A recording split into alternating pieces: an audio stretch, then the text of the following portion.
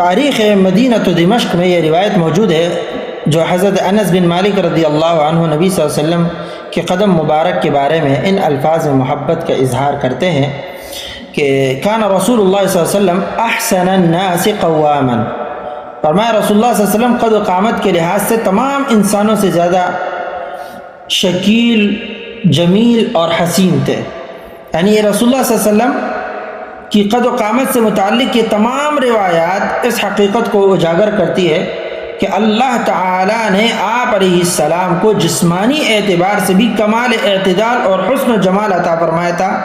اور آپ صلی اللہ علیہ وسلم حسین ترین قامت والے تھے، نہ آپ صلی اللہ علیہ وسلم بہت زیادہ دراز قد تھے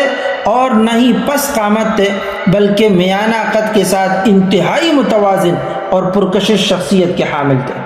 اور یہ بھی واضح ہوتا ہے کہ جب آپ صلی اللہ علیہ وسلم کسی مجمع میں ہوتے تو آپ کی شخصیت نمایاں نظر آتی تھی، جو آپ کے رعب، جلال، نورانی وجاہت کی علامت تھی۔ حضرت علی رضی اللہ عنہ اور دیگر صحابہ کے بیانات اور ان کے احادیث، ان کے روایات سے معلوم ہوا، یہ ہمیں سبق ملا کہ آپ صلی اللہ علیہ وسلم درمیانی